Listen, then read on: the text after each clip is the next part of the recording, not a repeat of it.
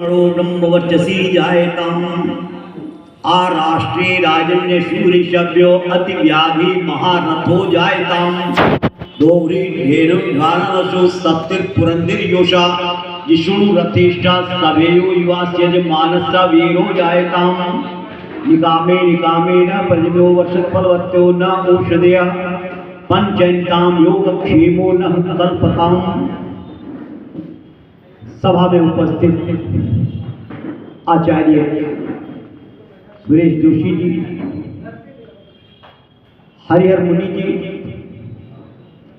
पंडित प्रेम प्रकाश जी, वनिता रुक्मणी जी, आर्य समाज गांधीनगर के प्रधान जी, मंत्री जी, जनपद के विभिन्न आर्य समाजों से आए हुए हमारे आर्य बंधु एवं मातृशक्ति, बहुत ही महत्वपूर्ण विषय रखा गया है, राष्ट्र रक्षा और राष्ट्र रक्षा पर चिंतन आर्य समाज ही दे सकता है। राष्ट्र कहते किसको? राष्ट्र किसी भूभाग को नहीं कहते, भूमि के टुकड़े को नहीं कहते। राष्ट्र की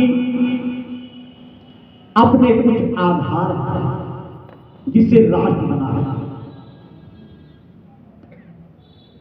वो आधार क्या है?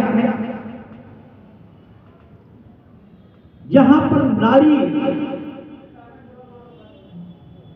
जन्मदात्री कही जाती है, संस्कृति की देने वाली कही जाती है, प्रथम गुरु कही जाती है, यहां जिसका सम्मान हो,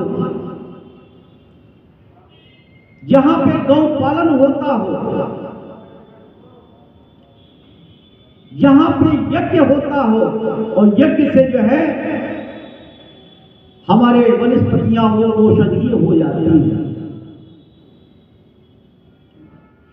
जहां पे संस्कृति निकलती है, ज्ञान कला कौशल निकलती है, उसे राष्ट्र कहते हैं। ये हमने जो बताई राष्ट्र की आधारशिला है।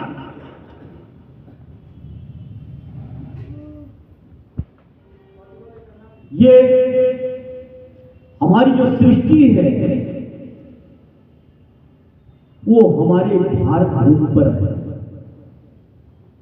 ओम तत्सत तत्सत ब्रह्मणो द्वितीय प्रार्धे अष्टाविंशतमे कलयुगे कलि प्रथम चरणे अष्टाविंशतमे। उसके बाद सृष्टि बताई जाती है कि 1,96,08,53,124 वर्ष। कहां पे?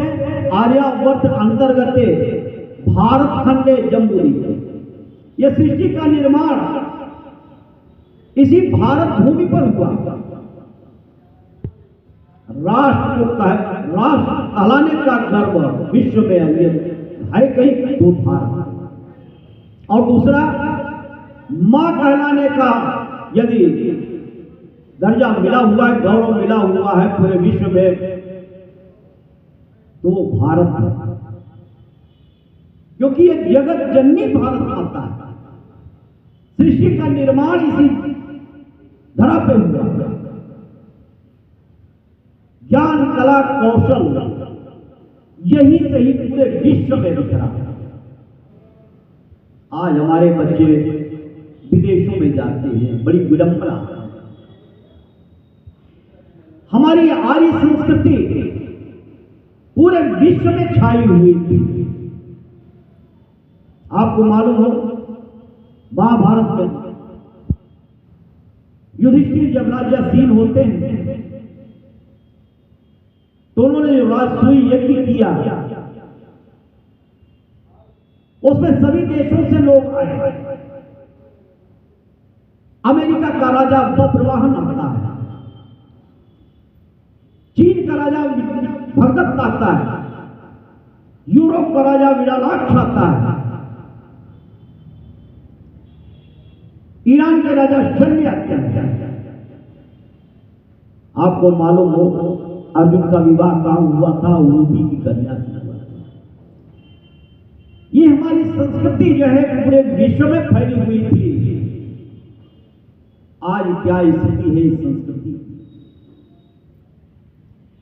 राष्ट्र के 3 आधार होते हैं, संस्कृति, धर्म और राष्ट्र। ये 3 चीजें जो है, और इन 3 चीजों की रक्षा वेद से ही हो सकती है, आर्य समाज से ही हो सकती है।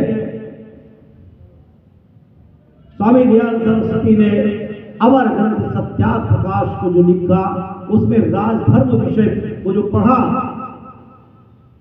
हमारे स्वतंत्रता संग्राम सेनानियों ने उसको पढ़ करके वो इतना मस्त हो गए, इन राष्ट्र के लिए इतना जूझ गए कि स्वातंत्र यज्ञ में अपनी जीवन संविधा को आहूत करने के लिए सरदार भगत सिंह, राम प्रसाद बिस्मिल, वीर सावरकर, लाला लाजपत राय, श्यामजी कृष्ण वर्मा, 85% जो है स्वतंत्रता संग्राम सेनानी वो आर्य समाज से निकले थे। आर्य समाज को आप ऐसा वैसा मत समझिए।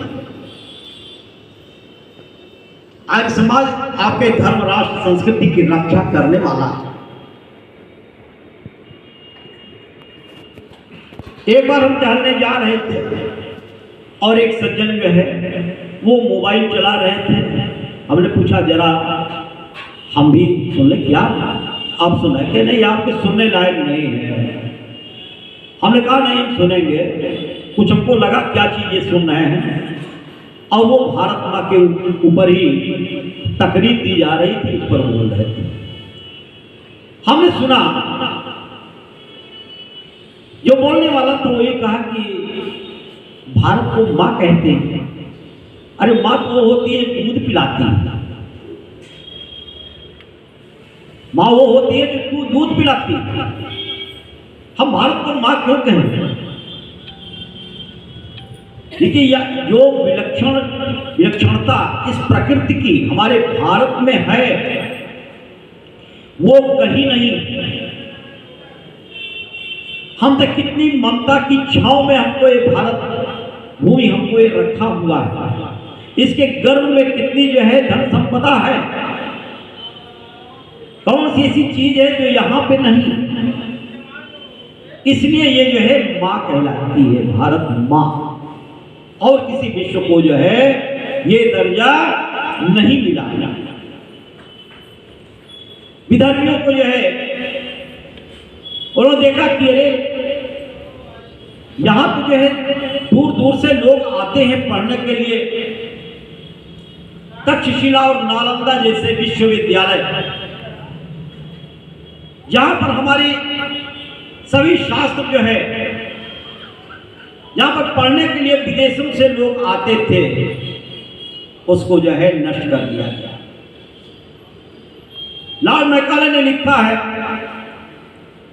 कि जिस देश की संस्कृति और सभ्यता को नष्ट करना हो, उसके जो है साहित्य में परिवर्तन कर दिया जाए, और यही किया गया है। साहित्य में परिवर्तन करके जो है हमारे जो महापुरुष हैं उनके जीवन को किस तरह से नष्ट किया गया है। कोई भी कथाकार भगवान श्री कृष्ण के वास्तविक जीवन को नहीं बोलता। मोहनी मूरत, रासलीला, माखन चोर, चीरहरण करने वाला, यही कह के जो है वो भगवान श्री कृष्ण के जीवन को जो है बताता है। और हमारे विद्यालयों में राधा और कृष्ण का स्वांग रचाया जाता है। क्या संस्कृति की रक्षा होगी। इतने बड़े जो है कथाकार, हमारे महाकाव्य लिखने वाले वाल्मीकि जी, जिन्होंने अनुष्टुप छंद में पूरी रामायण लिख डाली, उनको जो है रत्नाकर डाकू के नाम से कह करके उनके चरित्र को भंग किया गया। तो ये विधर्मियों का जो है, जिन्होंने ये देखा कि ये कितने जो है आस्थावान हैं, कितनी पवित्रता है इनके आस्था में, उन्होंने हमको मिटाने के लिए कितना प्रयास किया। जब देश आजाद होने को हुआ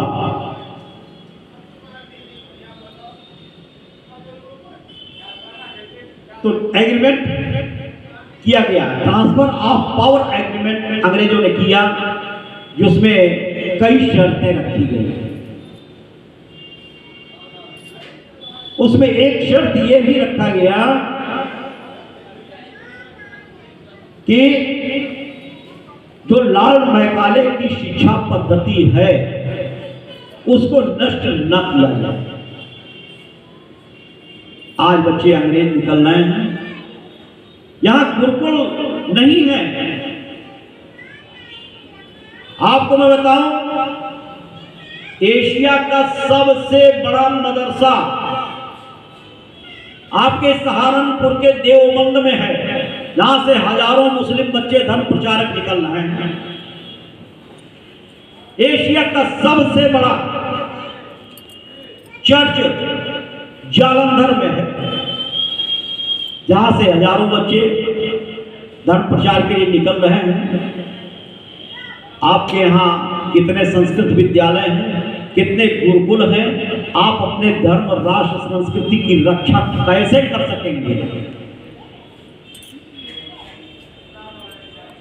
आप स्वतंत्र कहां हैं? आप स्वतंत्र हैं? आप जरा सा विचार करें। हमारा मौलिक अधिकार दिया गया धर्म निरपेक्षता। निरपेक्षता का माने क्या रखा गया? एक शब्द है सापेक्ष। हम धर्म के सापेक्ष रहें, अच्छी बात है। निरपेक्ष का मतलब यह नहीं कि हम चाहे जो धर्म स्वीकार कर लें। ठीक सापेक्ष का अपोजिट है निरपेक्ष। सापेक्ष हम धर्म के अनुकूल हैं, और निरपेक्ष हम धर्म के निरपेक्ष हम जो है प्रतिकूल हैं। धर्म के प्रति हम उदासीन हो जाएं, धर्म के विरुद्ध चलने लगे, इसको कहते हैं धर्म निरपेक्ष। कितना बड़ा छलावा है हमारे इस राष्ट्र के साथ में। पहले जो है हमारे कोर्स में हुआ करता था कि हम अपने धर्म के बारे में हम बच्चों को कुछ बताते हैं। आज हम नहीं बता सकते। मदरसा में तो बताया जाता है, हमारे यहाँ नहीं बताया जाता है। तो कैसे इस राष्ट्र की रक्षा आप कैसे कर सकेंगे जहां पे आपका इस तरीके से जो है कानून बना हुआ है? हमारा संस्कृति कहां रहा? हमारा धर्म कहां रहा? हमारा धर्म तो, हमारा जो झंडा है वो तो भगवा का होता है, और जो तिरंगा दिया गया, ये तिरंगा क्या है? ये तो तुष्टीकरण का है। भगवा हिंदुओं का है, जो सफेद है वो ईसाइयों का है, हरा जो है मुस्लिम का है, बीच में चक्र जो बना हुआ है ये बौद्धों का है। ये झंडा हमारा है। ना हमारी संस्कृति रही, ना हमारा राष्ट्र रहा, ना हमारा धर्म रहा। हम कैसे सुरक्षित कर पाएंगे जहां अपना ध्वज न हो, जहां अपना धर्म न हो, अपनी संस्कृति न हो? हम दूसरों के बनाने के लिए हम बैठे हुए हैं। तो ये समय साथ नहीं दे रहा है। तो ये राष्ट्र की रक्षा जो है, राष्ट्र की रक्षा हम अपने वेद के स्वाध्याय से कर सकते हैं। हम आज समाज का पुस्तक पढ़े देखें, ये जो सत्यार्थ प्रकाश है उसमें हम धर्म, राजधर्म विषय को पढ़ करके जो है बड़ी ही विडंबना है, बहुत इसकी जर्जर है कि हम अपने राष्ट्र, अपने धर्म और संस्कृति को कैसे बचा सकते हैं। बहुत बड़ा ये हमारे साथ छलावा हो रहा है। हम अगर इस विषय पर चिंतन नहीं करते तो आने वाला दिन हमारे लिए अच्छा नहीं होगा। एक लाइन जो है हम गुनगुनाते हुए हम यहाँ से लगते हैं, बस यही विनती हमारी रखना मालिक ध्यान में, बस यही विनती हमारी रखना मालिक ध्यान में, हमें हमेशा जन्म देना प्यारे हिंदुस्तान में, बस यही विनती हमारी रखना मालिक ध्यान में।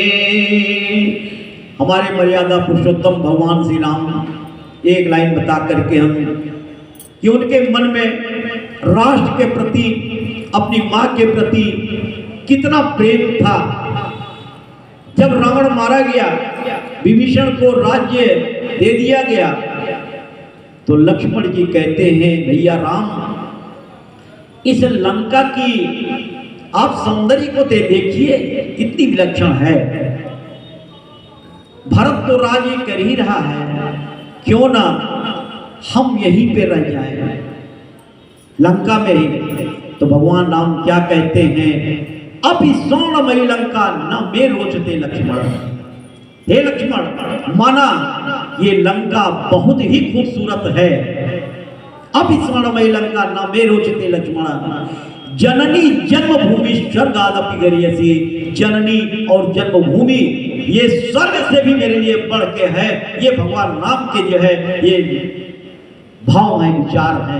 तो हमें ऐसे महापुरुषों के जीवन पे हमको चल करके अपने राष्ट्र, संस्कृति और राष्ट्र और यह धर्म की हमें रक्षा करनी होगी।